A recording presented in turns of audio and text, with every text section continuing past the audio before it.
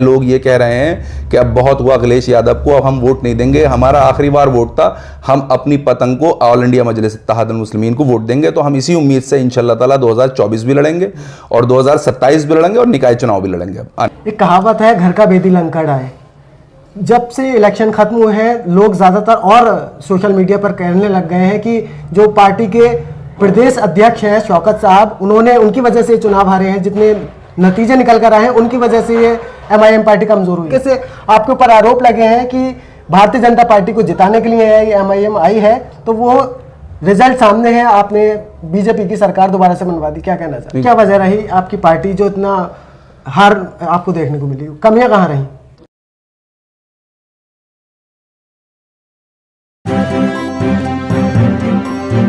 Media voice, आपकी आवाज। नमस्कार, आदाब। मीडिया वॉइस में आप सभी का स्वागत है। मैं हूं आपके साथ अल्फराज शेख। उत्तर प्रदेश 2022 विधानसभा चुनाव समाप्त हो गया है। कुछ ही दिन में उत्तर प्रदेश के मुख्यमंत्री के तौर पर CM योगी शपथ लेने वाले हैं। आज हमारे साथ बातचीत करने के लिए मौजूद हैं AIMIM के उत्तर प्रदेश के सचिव इमरान बॉबी साहब। सर, सबसे पहले स्वागत है आपका मीडिया वॉइस में। शुक्रिया सर। जितनी जोर शोर के साथ AIMIM दूसरी मर्तबा उत्तर प्रदेश में चुनाव लड़ने के लिए आई थी, नतीजे और ही कुछ निकलकर सामने आए हैं। देख सकते हैं जिस तरीके से आपके ऊपर आरोप लगे हैं कि भारतीय जनता पार्टी को जिताने के लिए AIMIM आई है, तो वो रिजल्ट सामने है, आपने बीजेपी की सरकार दोबारा से बनवा दी। क्या कहना चाहते हैं? जब आप ये कह रहे हैं कि साहब इस बार हमने हरवाया है और लोग कह रहे हैं कि इस बार तो खैर लोगों ने हमारे बारे में नहीं बोला, लोगों को इस बार समझ आ गया है कि उत्तर प्रदेश के अंदर 80 और 20 का इलेक्शन हो चुका है और मुसलमानों के वोट से, सिर्फ मुसलमानों के वोट से बीजेपी को नहीं हराया जा सकता। हम इस बात के लिए तैयार बैठे थे इलेक्शन के रिजल्ट के बाद कि अब लोग हमारे ऊपर उंगलियां उठाएंगे, हमें बी टीम कहेंगे या हमारी वजह से इलेक्शन, लेकिन इस वक्त लोगों ने ये तस्लीम कर लिया है कि जो ओवैसी साहब पिछले 4 महीने से मंच पर आकर उत्तर प्रदेश की आवाम को ये समझा रहे थे कि आप लोगों के वोट से बीजेपी को नहीं हराया जा सकता। अखिलेश यादव 3 बार नाकाम हो चुके हैं, इस बार फिर हो जाएंगे। आप ऑल इंडिया मजलिस इत्तेहादुल मुस्लिमीन को वोट दीजिए, मगर लोगों ने अपना समाजवादी को वोट दिया, मुसलमानों ने समाजवादी को वोट दिया, लेकिन समाजवादी का जो बेस वोट बैंक था, यादव वोट बैंक और जो क्या कहते हैं OBC क्लास के जो वोट बैंक था, वो सब बीजेपी में चला गया। यहां तक कि जाटव वोट भी बीजेपी में जा चुका है। और जो अखिलेश यादव ने गठबंधन किया था, वो गठबंधन भी कामयाब नहीं रहा पूरी तरह से, क्योंकि ऐसा नहीं है कि अखिलेश यादव ने भी जो गठबंधन तैयार किया था वो मौजूदा सरकार को हराने के लिए किया था, और हमारा भागीदारी परिवर्तन मोर्चा भी सरकार को हराने के लिए तैयार हुआ था।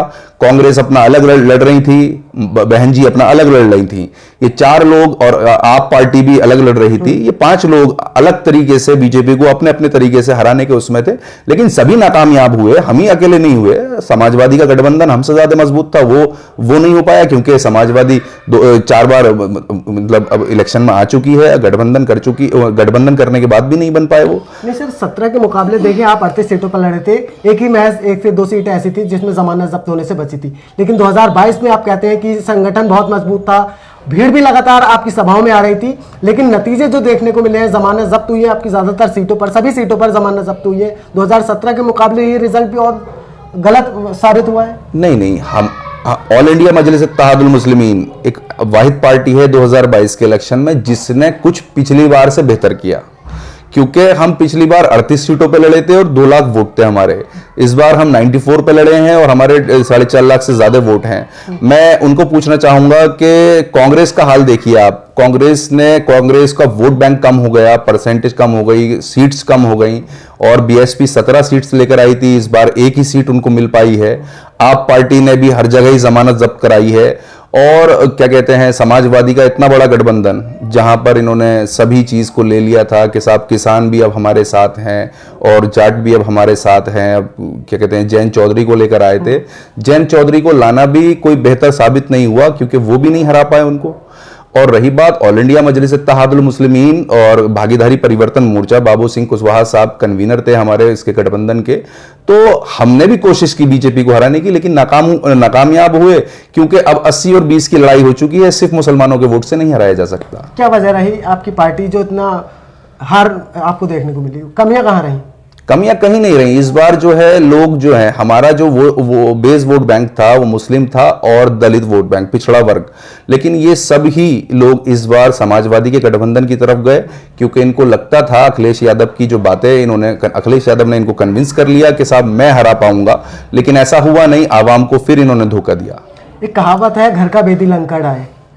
जब से इलेक्शन खत्म हुए हैं, लोग ज़्यादातर और सोशल मीडिया पर कहने लग गए हैं कि जो पार्टी के प्रदेश अध्यक्ष हैं शौकत साहब, उनकी वजह से चुनाव हारे हैं। जितने नतीजे निकल कर आए हैं उनकी वजह से ये एमआईएम पार्टी कमजोर हुई है, लगता है? ऐसा नहीं है, शौकत साहब की मेहनत है। उत्तर प्रदेश के अंदर जो मजलिस का हमने पैगाम जन जन तक पहुंचाया है, शौकत साहब की जो मेहनत रही है उत्तर प्रदेश के अंदर, मुझे नहीं लगता कि कोई और इंसान इतनी मेहनत कर सकता है पार्टी के लिए जितनी शौकत साहब ने की है। शौकत साहब ने दिन रात एक कर दिया। पिछले 4 महीने से वो अपने घर नहीं गए, उत्तर प्रदेश के अंदर यहाँ वहां घूमते रहे, लोगों को मैसेज देते रहे कि अपनी हिस्सेदारी लो, लेकिन आवाम ने हिस्सेदारी न लेकर समाजवादी को, बीजेपी को हराने का सिर्फ ठेका ले रखा था। समाजवादी के बहकावे में पहुंचे, अखिलेश यादव की बड़े बड़े ख्याल उसके दावों की तरफ गई, और अखिलेश यादव का जो घमंड था अखिलेश यादव को ले डूबा। सर, भारतीय जनता पार्टी की जीत को किस तरीके से देखते हैं? किन वजह से जीती है? किन मुद्दों पर? देखिए, मैं आपको बताऊं, कोई मुद्दा नहीं है। मैं बता रहा हूं, उत्तर प्रदेश के अंदर जो है, अब जो इलेक्शन का जो रहा है, पॉलिटिकल जो सिनेरियो है वो हो गया है कि 80 और 20 की लड़ाई है। मुसलमान अगर बीजेपी को हराना चाहेंगे, बीजेपी को मुसलमान के वोट से नहीं हराया जा सकता। अखिलेश यादव की कमी रही, या बहन जी की कमी रही, या फिर क्या कह लो इनका जो है कांग्रेस पार्टी की कमी रही, ये अपना वोट बैंक बचा नहीं पाए। सारा इनका वोट बैंक, मेजॉरिटी में इनका वोट बैंक बीजेपी की तरफ जा चुका है।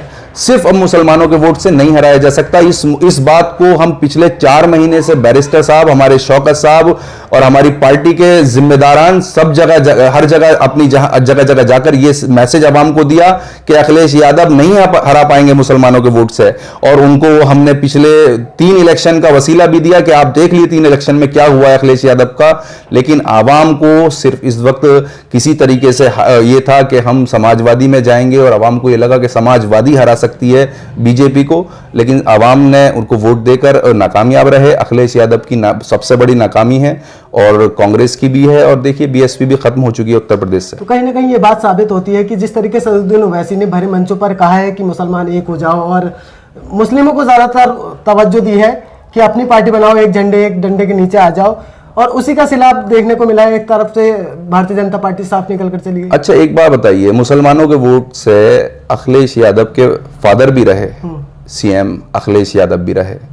मुसलमानों के वोट और प्लस मतलब SC ST क्लास के वोट बैंक के साथ मिलकर मायावती भी रही। मुझे ये बता दीजिए, चीफ मिनिस्टर जो बनता है उत्तर प्रदेश के अंदर मुसलमान वोट बैंक की वजह से बनता है, ठीक? ये मुझे बताइए, मुसलमानों को क्या मिला? अखिलेश यादव की गवर्नमेंट में मुसलमानों को क्या मिला? और ये मुलायम सिंह की गवर्नमेंट में मुसलमानों को क्या मिला? संभल की अगर बात करें, संभल मुस्लिम बहुमूल्य क्षेत्र है। 1998 में 99 में मुलायम सिंह को जिताया, 2004 में रामगोपाल को जिताया, फिर उसके बाद समाजवादी के कई MP बने, एक दो MP और बने। मैं ये पूछना चाहता हूं कि संभल का ही अगर आप विकास देखकर चलेंगे तो आपको इस बात का एहसास हो जाएगा कि मुलायम सिंह की फैमिली जब यहां से लड़ी है, तो मुझे ये बताइए क्यों विकास संभल का रुका? तो ये मैं आपको बताना चाहता हूं, मुसलमानों को कुछ नहीं दिया गया है, मुसलमानों के वोट को इस्तेमाल किया गया है, और मुसलमान को जो हिस्सेदारी मिलनी चाहिए थी गवर्नमेंट के बाद वो नहीं मिली। तो सबसे बड़ी बात यह है कि मुसलमानों को जो है, इन लोगों ने मुसलमानों को छोड़ दिया है, अलग कर दिया है। ओवैसी साहब इस बात को लेकर आए हैं उत्तर प्रदेश के अंदर, ना तो उन्हें नेता बनना है, ना ही शौकत साहब को नेता बनना है। उत्तर प्रदेश के अंदर मुसलमानों की हिस्सेदारी की लड़ाई थी हमारी। हम मुसलमानों को हिस्सेदारी चाहते हैं। अब लोग ये कहते हैं कि साहब आप जो है 94 सीटों पर कैसे बीजेपी को हरा लोगे? तो हम तो इस बार गठबंधन हमारा था, भागीदारी परिवर्तन मोर्चा था, हमने तो बीजेपी को हराने की मुहिम छेड़ी थी, लेकिन आवाम ने हमको न चुनकर समाजवादी को चुना, लेकिन नाकाम खड़ा होता है ना सर। जिस तरीके से आप कह रहे हैं कि मुसलमानों के लिए अखिलेश यादव या मुलायम सिंह यादव ने कुछ नहीं किया, उसके बावजूद भी पूरा मुसलमान बहुत ज्यादा परसेंटेज के साथ समाजवादी पार्टी को वोट देता है और उनके ज्यादातर विधायक बनाता है।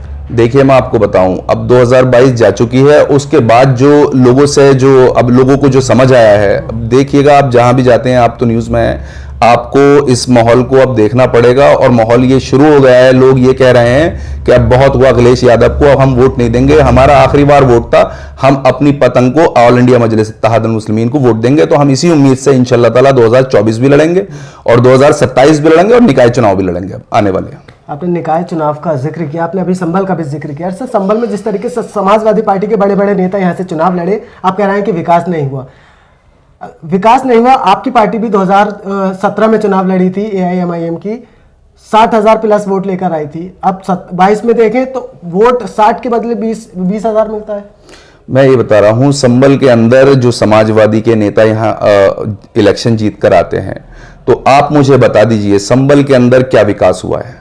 संभल के अंदर हॉस्पिटल नहीं है, हॉस्पिटल फैसिलिटीज नहीं है, यहाँ डिग्री कॉलेजेस नहीं है, यहाँ पर लॉ कॉलेज नहीं है, यहाँ मेडिकल कॉलेज नहीं है। संभल एक इतिहास अपने में इतिहास रखता है। यहाँ की आवाम जो है उत्तर प्रदेश में सबसे बेहतर आवाम कहलाई जाने वाली आवाम है यहाँ की। यहाँ पर लोगों ने अपने नेताओं से जितनी मोहब्बत की उतनी मोहब्बत लौट कर नेताओं ने नहीं की। आवाम तो मोहब्बत करती है एक तरफा, लेकिन दो तरफा जो मोहब्बत होती है ना, वैसी साहब आजकल मंच पे कहते हैं कि दो तरफा मोहब्बत। तो संभल की आवाम से भी दो तरफा मोहब्बत नहीं की। आवाम मोहब्बत करती है, लेकिन आवाम से नेता यहां के मोहब्बत नहीं करते। अगर मोहब्बत करते तो विकास कराते। मुख्यालय यहां से चला गया, 2 कद्दावर नेता थे, नहीं रोक पाए। और संभल के अंदर अस्पताल नहीं है। संभल के अंदर मतलब ये हमारे जो, मैं एडवोकेट हूं तो मैं अपने एडवोकेट जो मेरी एक जमात है उनके लिए मैं कहना चाहूंगा, यहां से चंदोसी जाना पड़ता है। सेशन कोर्ट के लिए हाई कोर्ट में लड़ाई लड़ रहे हैं, लेकिन संभल के अंदर कोर्ट नहीं बना। किसकी वजह थी है? चंदोसी में जहां पर पॉपुलेशन कम है वहां डिस्ट्रिक्ट कोर्ट बन रहा है, लेकिन जहां संभल के अंदर पॉपुलेशन ज्यादा थी वहां डिस्ट्रिक्ट कोर्ट नहीं बन रहा है, मुख्यालय बहजोई चला जाता है। तो मुझे बताइए किसकी नाकामी है? नहीं, उन्होंने अभी यहाँ के MLA जो है संभल के, उन्होंने अभी कुछ दिन पहले फेसबुक लाइव किया था। उन्होंने कहा है कि अगर सरकार बन जाती तो हम सेशन कोर्ट संभल लेकर आते, रोडवेज के लिए काम करवाते। लेकिन खैर अब सरकार नहीं बन पाई, अब कितना काम होता है तो देखने वाली बात है। बात रही सर, अभी जब चुनाव थे तो उससे पहले आपने एक बयान दिया था कि कुंदरकी से जो डॉक्टर बर्ग के पोते हैं जियाउर रहमान, उनकी जमानत जब्त हो जाएगी। यहाँ के MLA ने कुछ काम नहीं किए, लेकिन जमानत जब्त तो यहाँ पर आपकी हो गई। देखिए, नहीं निकाय चुनाव की बात, तो निकाय चुनाव में आप भी उम्मीदवारी भर रहे हैं कि मैं AIMIM से निकाय चुनाव लड़ूंगा। क्या इस वजह से आपने ये बयान दिए थे? नहीं नहीं नहीं नहीं, देखिए मैं बताऊं, कुंदरकी में जो हालात रहे, समाजवादी का एक तरफा वोट बैंक था। समाजवादी को वोट डाला लोगों ने, क्योंकि लोगों को यह लग रहा था कि इस बार समाजवादी की सरकार आ जाएगी।